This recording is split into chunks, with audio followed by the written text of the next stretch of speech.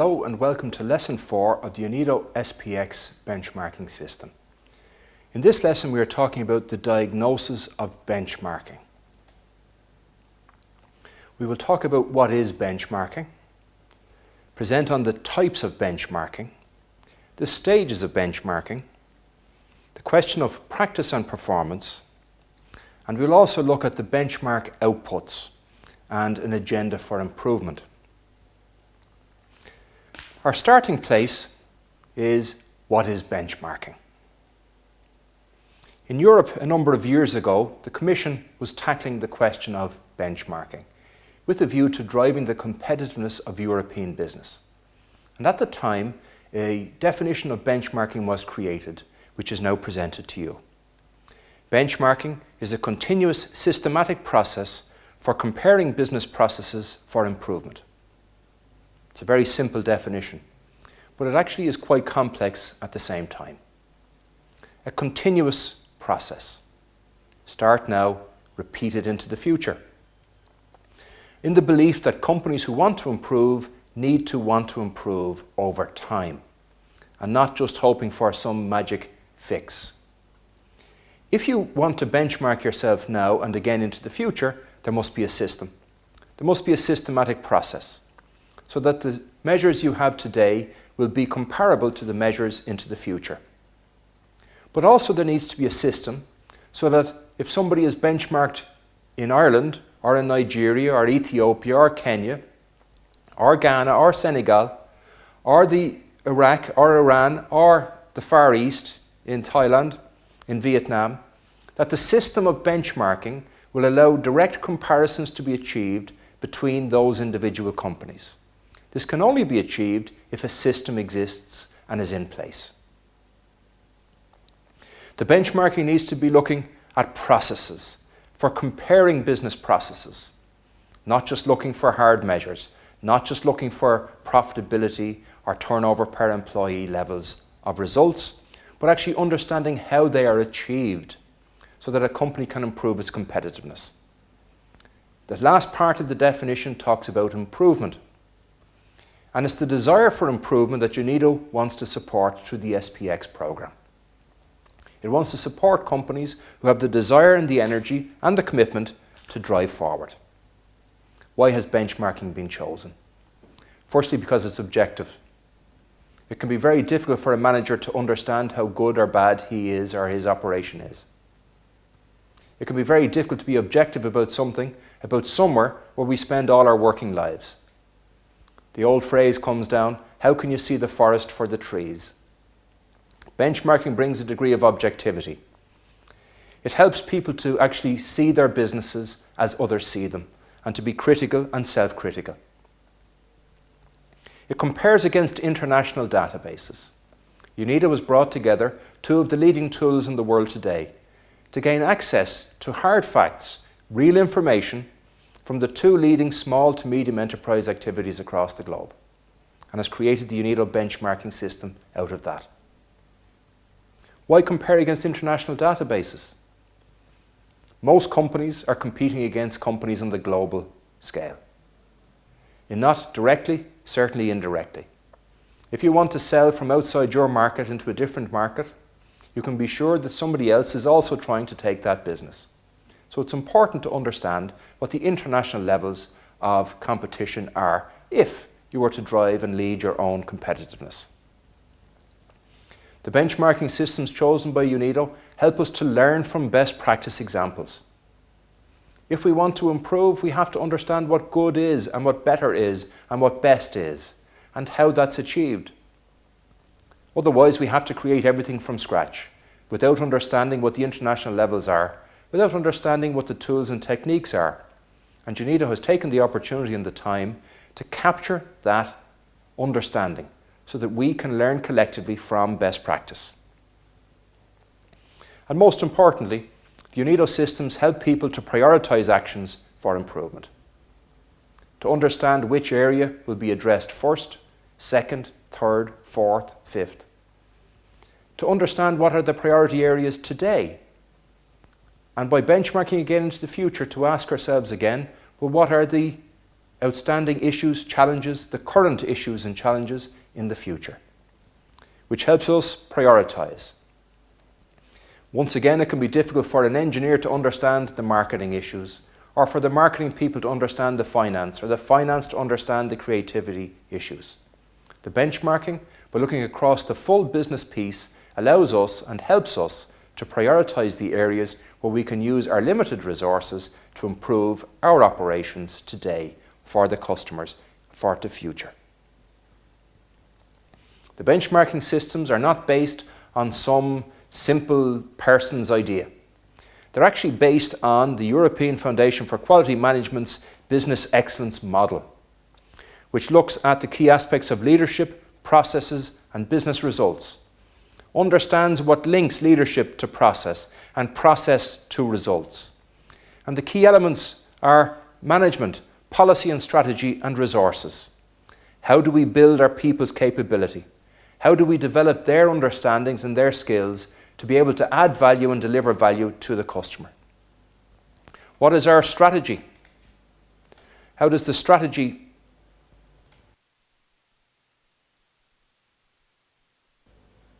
How does our policy and strategy tie in between our leadership goals for our business and our processes? What resources, people, machinery, equipment, facilities do we have to be able to bring our leadership vision into reality? Product and value is created by process. We must understand and develop our understanding of our internal processes, how we get things done, how our people get things done, how our customers interface with us, and how we can actually deliver their requirements.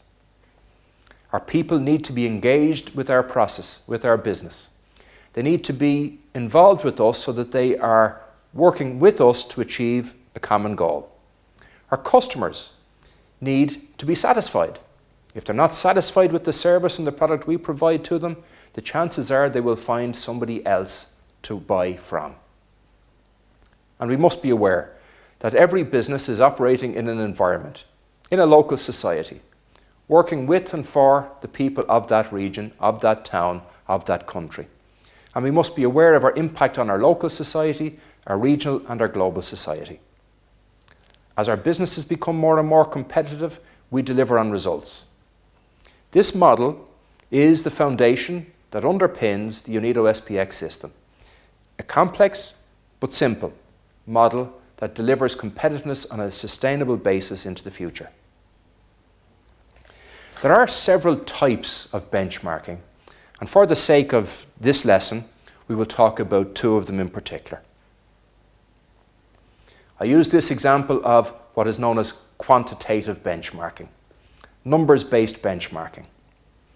You may recognise some of these football teams: Manchester United, Arsenal, Barnsley, Everton, Blackburn. They are football clubs from the British football leagues. In the United Kingdom, P stands for games played, F stands for goals scored for, A stands for goals scored against, and PTS stands for points, points achieved. I want to ask you a question. If this is an example of quantitative benchmarking, what does this tell you about being the best football team? If you look at the numbers, what do these numbers tell you about how to be the best football team? You could make the case that if you score more goals, you're the best. Well, if you look at the first place, Manchester United, they've scored 36, yes, correct, they're ahead of Blackburn. But Arsenal had more goals, scored more goals than Blackburn. They should have been ahead of Blackburn. So maybe scoring more goals isn't the only answer. If you look at goals scored against, 12, 13, 17. Maybe the answer is have less goals scored against you to be a better football team. Maybe not. Look at Barnsley and Everton. Everton scored more and had less goals scored against them, yet they lost more games. What I would say is the quantitative measures do not tell you how to be a better football team. They may show you the results at the end of the season, but it does not explain about organisation, strategy, training, food intake, management of the team. The problem becomes even more difficult if you try to benchmark quantitatively between countries. We're recording this lesson in Rome, and in preparation I prepared the same table, I thought, for Italian teams. But my problem started immediately when I looked at the data from the Serie A in Italy. GP, I think that's games played. Yes, it is games played. WLT. In Italy, the results are recorded differently. W, won, L for loss, T for tied. And PTS are the points scored. But I would say to you, if you study the numbers again, it will still not explain to you how to organise, how to create strategy, how to train a team, how to manage a club to be the best. The point I'm making is that quantitative benchmarking by itself might tell you who is the leader, but does not tell you how to be the leader. We move on to a combination now of quantitative, the numbers in the school report, and qualitative in the commentary. From the numbers, we can see immediately where I have a problem. My English scores 68, lower than mathematics and lower than Irish. But the commentary says I really should focus on my grammar. It helps identify the areas that should be improved upon to achieve better performance. We're now beginning to combine quantitative and qualitative. And it's this combination that defines the UNIDO SPX benchmarking approach being used today. It combines the quantitative, the hard measures of performance, on a global level across many different countries, where the analysis and the comparison that is required to ensure direct comparison exists, because a lot of work has been done to achieve that. But also it combines the qualitative.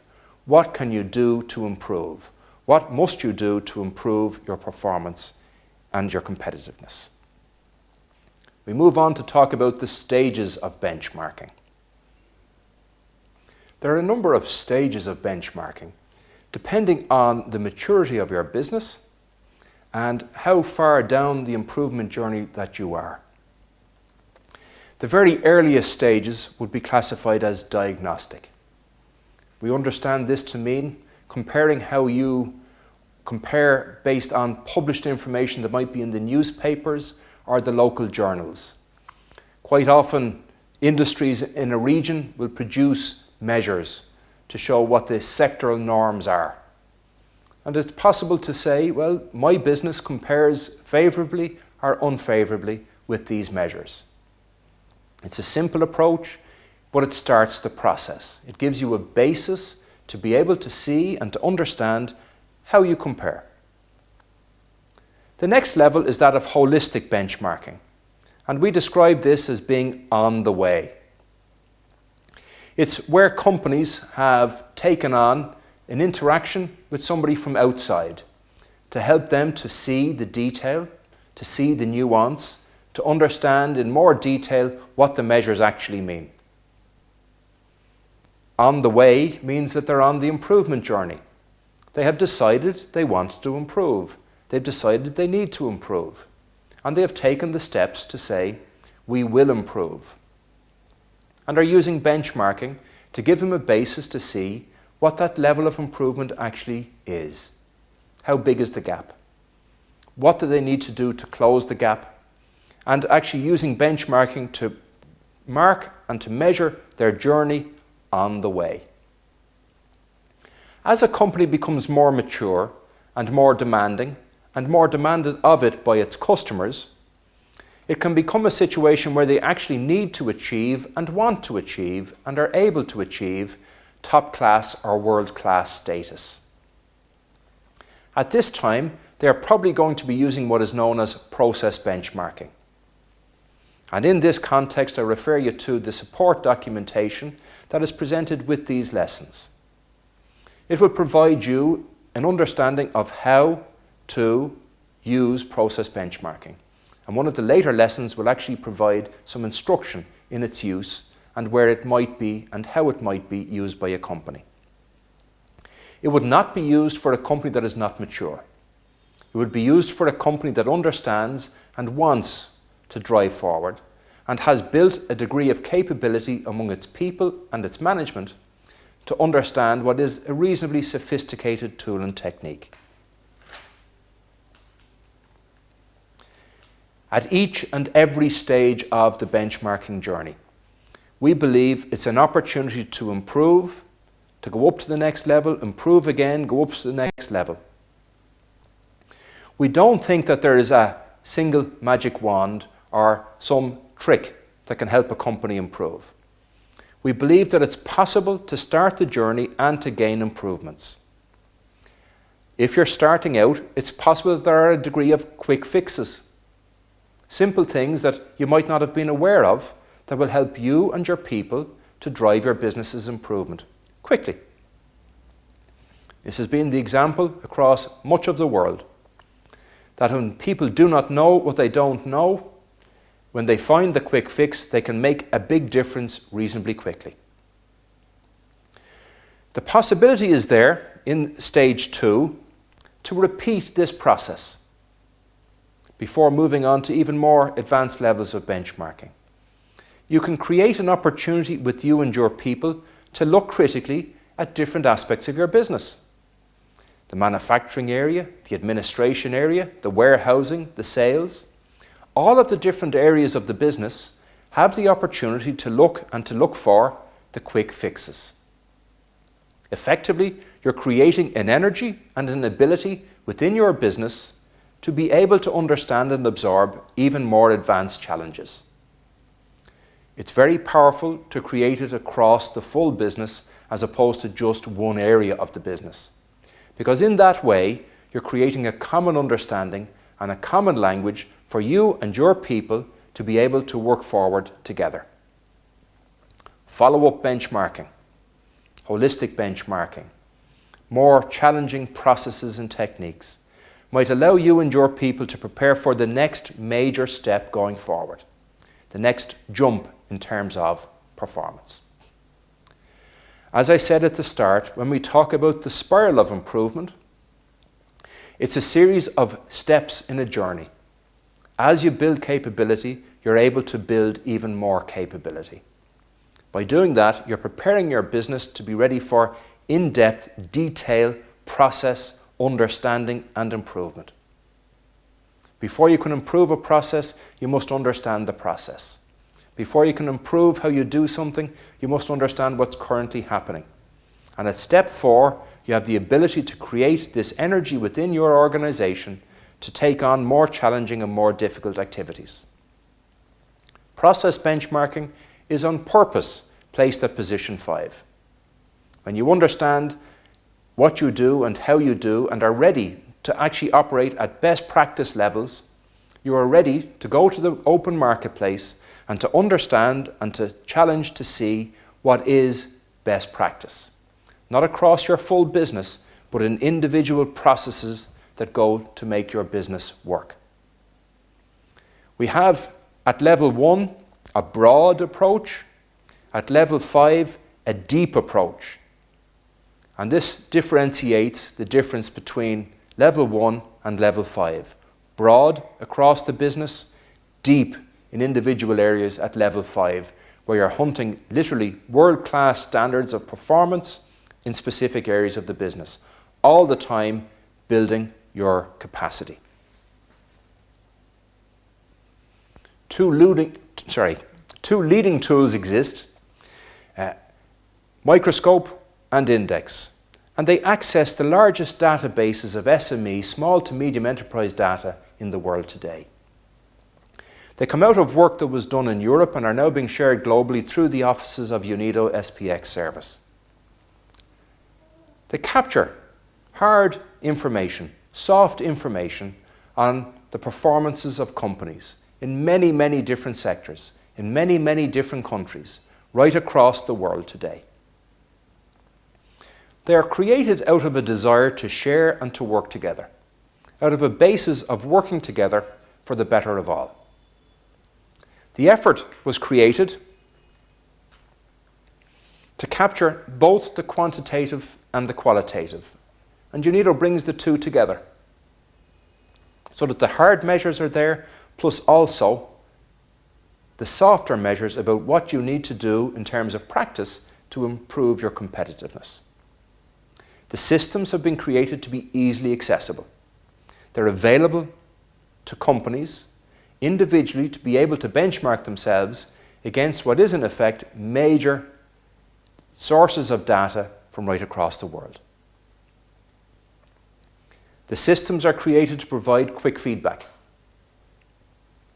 A lot of work and effort has gone in to simplify the feedback system so that your answers can be compared quickly and easily against the databases, providing you with a rapid feedback so that you can use the output from the benchmarking to help you create, develop and evolve your response, your plan to improve your company's competitiveness. The rapid response is important. If it took a long time to get feedback, it might not be as accessible or easy to use the information to help you drive your competitiveness activities going forward. It's constantly about building competitiveness for the future. Starting where you are today, but with the objective of building your competitiveness into the future. Your customers are going to expect that you will constantly try to drive your competitiveness. Your staff expect that you as a leader will find a way to make your business sustainable and competitive into the future. The diagnosis of benchmarking will provide you with this information to help you decide, think, create, drive, lead, bring your people on the process of improvement to build your competitiveness into the future. The fundamental research was done to identify what have been identified as practice and performance. We use a simplified graph to explain this activity. We come from a sporting background. You're probably aware of a rugby ball shape. In the work of Professor Voss, the practice and the performance was identified. I showed you the simple graphic earlier of the shape, the oval shape. And what Professor Voss's research and Mr. Hansen's research helped to identify was not just that there was a relationship between practice and performance, between the practices you follow and the level of performance you achieve, but that there were also different areas in the cloud. If you're at world-class levels of practice and performance, you face a different problem than if you were at the earlier stages, if you're down at the poor practice and poor performance levels. For a company who is world-class and operating at world-class levels, the big challenge for them is how do they stay in front? How can the best companies in the world constantly challenge their people, constantly challenge their systems to stay to be the best? Because if you're the best, you can be sure that others are going to try to take away your business, will try to compete with you. So the big challenge for the world-class companies is how to sustain the energy of their people so that they stay in the front. From the other perspective, if you're in position E, with bad practice and bad performance, low practice, low performance, many different problems that you're facing, many different challenges that you have in the competitiveness journey, quite often the question is, where do I start? What do I tackle first? How do I drive forward for improvement? And the benchmarking helps us answer that question. If you look into the zone B, companies are using a level of practice and getting a level of performance. They're in this central zone. They're not wasting energy. They're not getting anything for nothing. They're driving forward as they adopt practices. They're getting better performance. They're driving towards world-class status. And really, you want to be driving your business along this direction. You might say, what about the companies who are in Zone C? They've got the good practice but haven't got the good performance. Well, the research has shown that that typically means their management have issues. Yes, they've got all the practices, but the people are not following them. So the company is not getting the level of performance. And typically, if your company is in Zone C, you need to be asking the question about your management and how your people believe that you believe what you say. You might think it would be good to be in Zone D, not having good practice but getting very good performance. You might think it's a good idea. Let me describe that with a simple example. Your customer receives very good quality. Every product your customer receives is very good quality. But what he does not know is that people, are in your business checking every product before it leaves your premises. So rather than having your processes developed at the stage where you cannot make a mistake, you are checking that everything is mistake-free before it goes to the customer. Effectively, you're wasting time, energy and effort up here where you could be retaining more value for your business. This rugby ball graphic of performance and practice provides an agenda for improvement, an agenda for change. If you're in Zone A, you have different opportunities to improve than in Zone B, C, D or E. The same for Zone C, B or D or E. Each area has its own opportunities for improvement. What are the benchmark outputs agenda for improvement? In the systems UNIDO are using through the SPX program, you will receive a position of your company on the practice performance graph, and you'll be able to see how you compare against your sector. You will be able to see, are you in the middle, the back, the front, the top or the bottom in comparison to your sector. As the database grows, you'll be able to see in relation to your sector in your region. You'll be able to see if your practice is ahead of your performance, if your performance is ahead of your practice.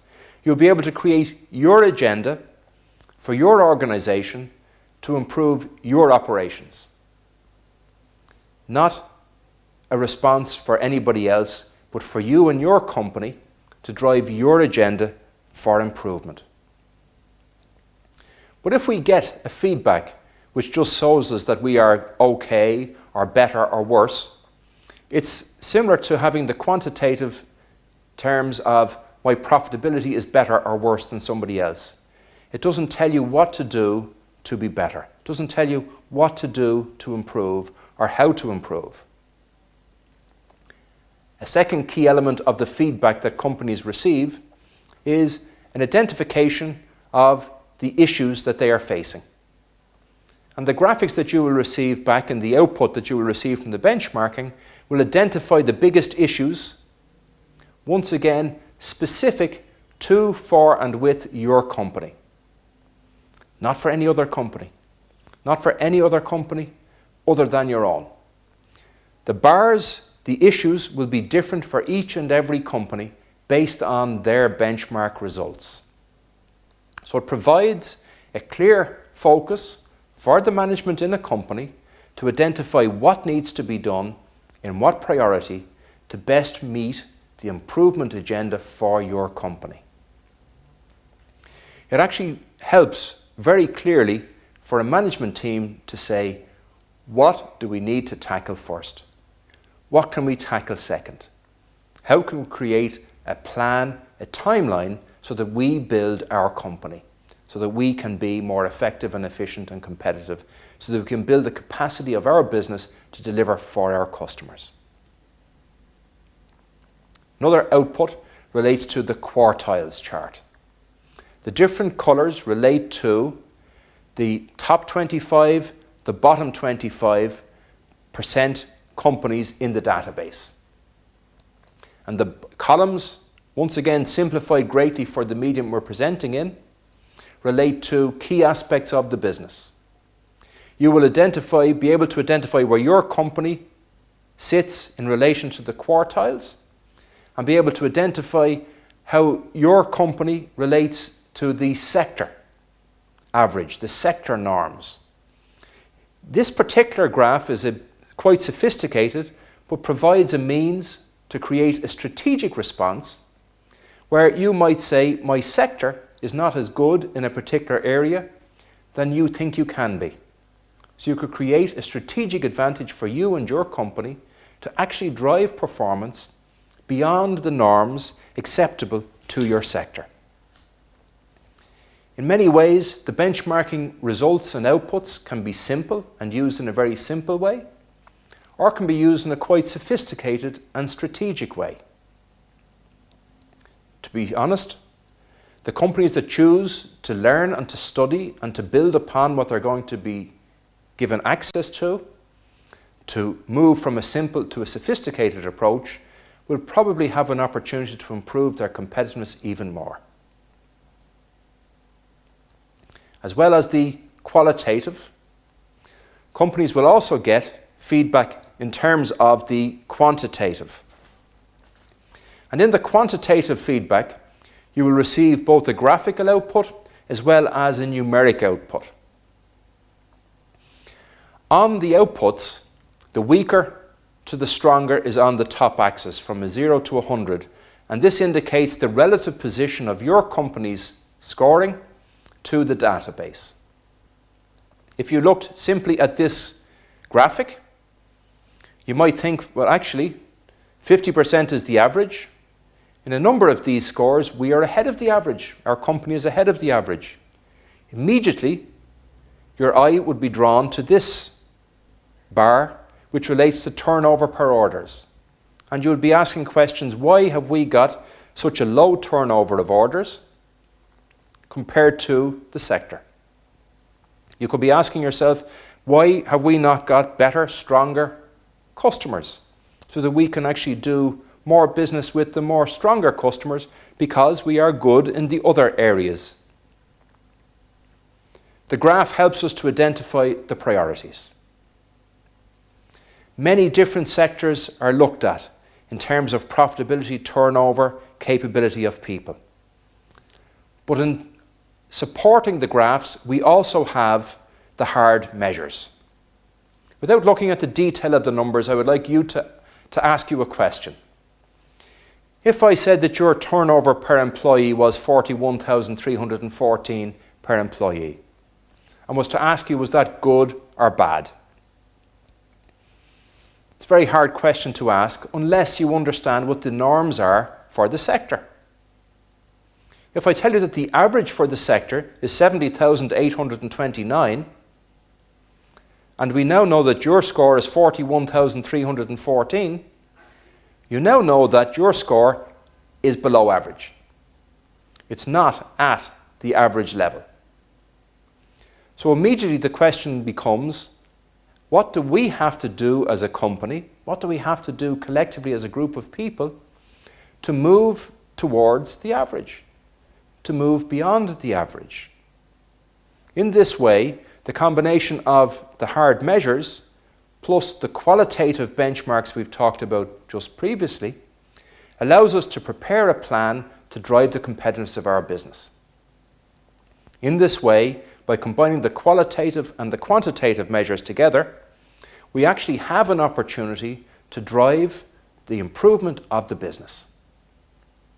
The UNIDO SPX system brings these two elements together, provides the hard measures, provides insight into what makes a difference, provides insight into how the tools and the techniques can be used collectively to improve the performance, provides a means and a mechanism to measure your improvement over time, to prioritize the areas that you need to look at, to help you identify who in your organization, who in your operation needs to learn more so that you can actually achieve international, regional, local levels of best practice so that you can improve your competitiveness.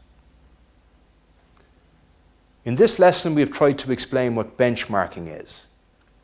Probably the most effective way to understand what benchmarking is and how it can work for you is to ask the UNIDO SPX office to benchmark you and your organisation. There's a small amount of time required to make this happen. Typically, a half a day to a day to capture the information, a half a day to a day to bring back the information, having compared it against the international databases. The opportunity, if you decide to improve your operations, can be very, very helpful. Working very closely with the matchmaking process by helping you identify how you can tackle key areas, which are resources, to drive the competitiveness and improvement process within your business. Over the subsequent lessons in these programs, you will learn more about how the tools and techniques to help you practically improve your competitiveness are available to you with the support and aid of UNIDO and UNIDO SPX program. Thank you for your attention.